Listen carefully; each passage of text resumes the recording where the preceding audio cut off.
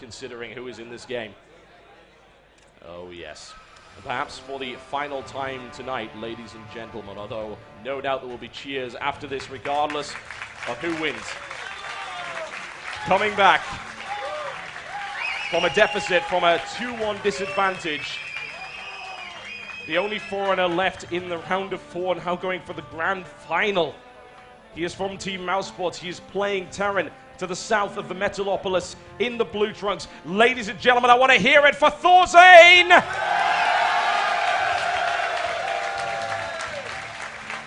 And his opponent, the terror of all Terran worldwide, now perhaps to be finally laid to rest by Thorzain, but nowhere near out yet. Having taken 2 extremely strong games, coming down to the final game, never to be underestimated, always to be feared in the red trunks. The Zerg to the north is Dongraegu.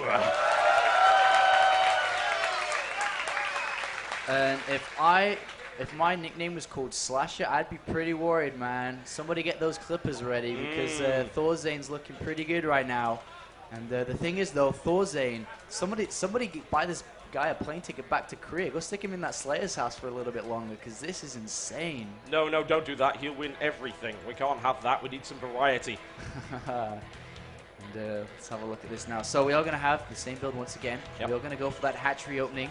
And Thorzain going for a refinery here. So he's not going to be looking for any 2-rack pressure, any fast experiment. We'll be looking for that reactor Hellion once again.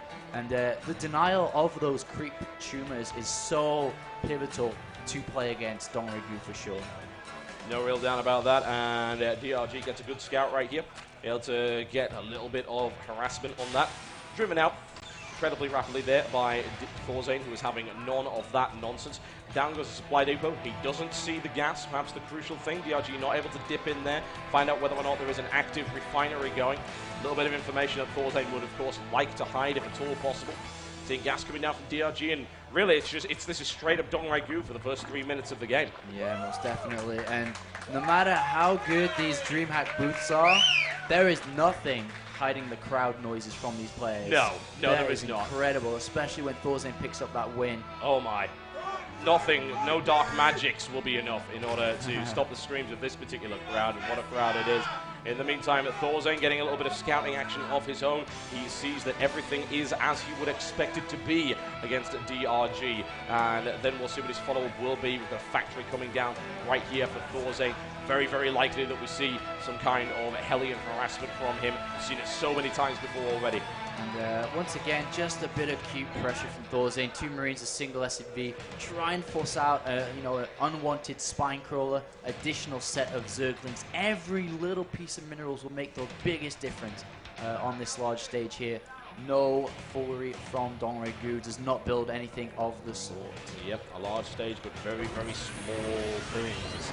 That's what this level of StarCraft really comes down to. Thorzain looking to swap around right now. Of course, this is currently remaining unscouted for the time being. No idea about what's coming. He has to suspect it, though. He's got the speed on the way up at a good time in order to deal with this. Command Center to follow this one up right here for Thorzain. And I absolutely love Thorzain's mid-late game there. Multiple drops in different locations. That is the key to beating a player of the skill caliber of Dongraegu. You have to put the pressure back onto him. And that was always the worry with Thorzain, is that he was a little bit too passive, allowing Zerg players to get to where they want to be. But in that mid-game, that was a different Thorzain. That was like MMA took control of his account.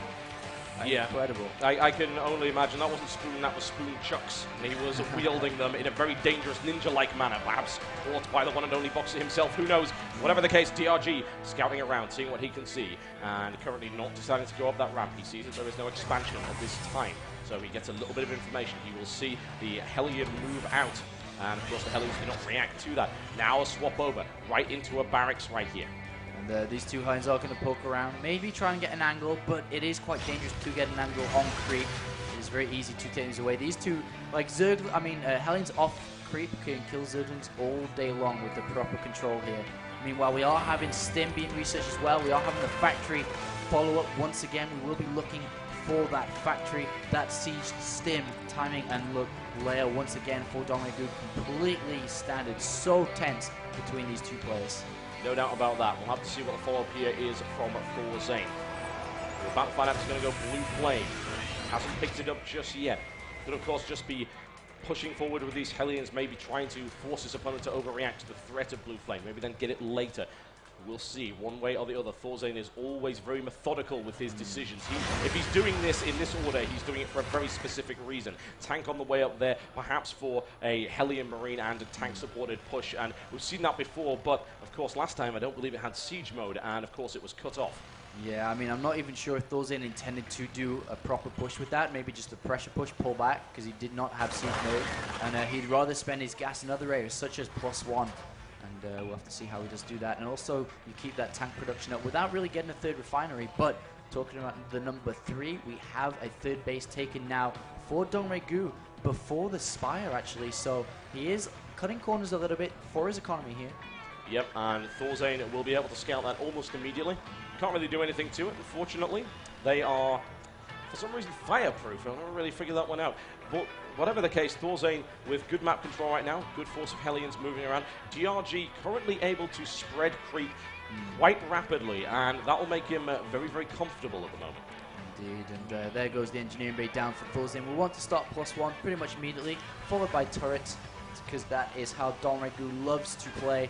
And in comes this pressure push once again. Not really strong, because it does not have siege tech. But he has to be careful though, because if Dongraegu spots this like he is now, a counterattack can be easily launched here. There are only 2 Marines in this bunker. Yeah, that's a little bit risky. These Zerglings are going to crash right in here. Thorzain really isn't all that well prepared. And unfortunately, he was not able to raise up that block quickly enough. Going to have to end up pulling some SCVs and things off the mineral line entirely, taking some economic damage. DRG getting in there and doing a little bit, not a huge amount though, to his economy. And here's that push. Yeah, there's that push to destroy this third base. He sees it, he spotted it as soon as it went down. And this third hatchery's under a lot of trouble. Mutalisks are not going to be there in time for sure. Third base of Dongraegu is going to go down, and in a game this close, that is everything. Yes, it is, and I said before, I'll say it 1,000 times again because it continues to be true. Thorzain never does anything without a reason. If he didn't take siege tech, that's because he designed this force for one thing, to kill that third. And that's exactly what it did. Moved away, taking no losses. Very nicely done there by Thorzain. And Dongraegu should probably double expand here, or he's got 2 choices: double expand or go for an attack. Going for an attack against such a solid defensive player like Thorzain, probably bad, but he's going to try and cut these units off with the Mutalisks here as well. Yeah, Thorzain with a few problems with that tank, evidently needs to stay off the booze, whatever the case, moving around, and in comes everything that DRG can throw at that force. Thorzain immediately backing away, knowing that he'll take damage, but he cleans that up quite nicely. The tank lives! And that is really nice for Thorzain, taking minimal damage there while doing so much damage to that third base. And are we going to see a sweet topple over this Korean player? +1 is about to finish now. Multiple turrets being thrown up in that base, knowing the damage available for Dongraegu with these Mutalisks. They are so good. And no starport yet. All third base has been kind of put down for Thorzain. He will definitely be looking to go once again with this +1 attack. Yeah, DRG is going to pick up a macro hatchery. No, in fact, he's not. He's going to double expand and a macro hatchery right here. Trying to get back into this game in quite the interesting manner. Trying to exploit the fact that Thorzain's gonna, he's playing a bit defensively right now. He doesn't want to move out. He's afraid of the Mutalisks. He's seen the harassment. The thing is, if Thorzain just rolls forward, yeah, this is what I think he's going to do. A force of that size. The thing is, when you kill that third base, what you're actually doing is stopping the gas income for a Zerg player, which means Mutalisks are going to be low. There's no Baneling Nest, there's no Baneling, well, there is a Baneling Nest, sorry, there's no Baneling speed, but he does not have the gas to morph a lot of Banelings here. And this push from Thorzain is pretty strong here with that +1. Yeah, DRG deliberately using these Mutalisks to try and delay it. There's a tank that got to the back, that's potential. Yes, indeed, he picks it off. And this is what he has to do for the most part. He's getting up Baneling speed. He knows what he needs, but he doesn't have the time yet. He's trying to create time for himself. And this attack is going directly to that third base. Will Dongraegu be able to hold? He's not even mining properly from that third base yet. This is how fast this follow-up is coming, and how is Thorzain going to react. It's all about this engagement here. Yes, it is, and he's clearing out the creep, knowing that Banelings are the biggest threat right here. Poking up there, Spinecrawler eliminates a Hellion. There's a quick scan, and it also saw the Banelings morphing at the back. That's useful information for Thorzain. He'll be able to prepare. He needs to get some kind of spotting vision on that higher ground, or Mutalisks are going to go all day long to that. And he unsieges actually, and is he going to retreat here? I think he doesn't really have an option because of those Banelings coming in from the side. He needs to deal with those links almost immediately, and the Banelings crash on through. Oh, the tanks are going down and he loses everything. The reinforcements cut off from the main force. And that was pretty big there for Dongraegu, and things are starting to equalize between these both players. Dongraegu with a slight edge as he gets that third and fourth base up at the same time now. Yeah, and that slight edge is what he needed, honestly, and it really comes down to those tiny things. Thorzain pushing forward once again to try and do damage to that. The Banelings come crashing in again, take out a couple of tanks, and now finally with that speed upgrade, not able to get into the middle of the Marines, though. And he cannot continue with this without tanks, especially now that Banelings have got their speed upgrade. He's going to have to pull back onto that tank.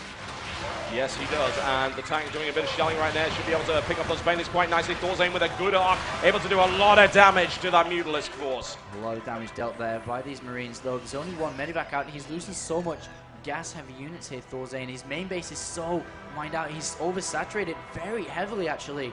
And minimal slip-ups here in the final game. Of course, that's going to happen here.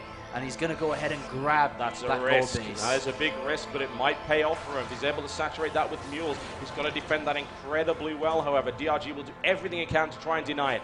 He will, because there's going to be a lot of mules pulled down onto that gold base, and that is not what Dongraegu wants here. The Lings are going around for a flank counterattack.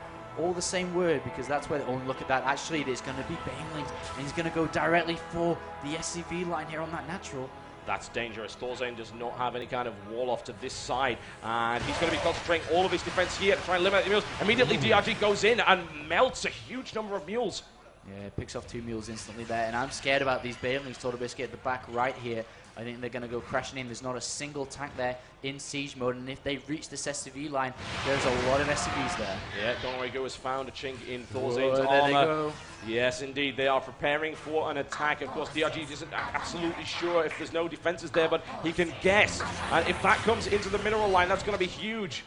And in they come. There's no tank whatsoever. They're going straight for that mineral line. Thorzain needs to pull off that mineral line immediately. He's a little bit slow on it. The detonation is going off right now. Not as bad as it could have been, but the Mutas came in from the flank and are starting to wreck the main mineral line of Thorzain. Oh, Dongraegu starting to show his excellence right now, tearing apart Thorzain. And he's got his fourth base comfortably up now. He's mining gas from it as well. And his upgrades are going double upgrades for the Lings right now. And he's really gliding through right now. Double gas taken away from Thorzain. Ever so important at this stage of the game. Yep, and Thorzain denied the ability to harass this fourth and this third. Too many Mutalisks around to risk moving out. Trying to hold on to this gold base for as long as possible. So critical to his economy right now. It's the thing that's keeping him alive. And we do have infestors on the way now for Dongraegu. Wants to use all this gas he has being banked up to go over into infestors. And Thorzain has to hold this gold base, has to keep losses as minimal as possible. Look at that, 118 to 190 right now. Yep, that's a massive difference. If anyone can come back into this, it will be Thorzain, but this is looking pretty grim for him right now. Lings with a massive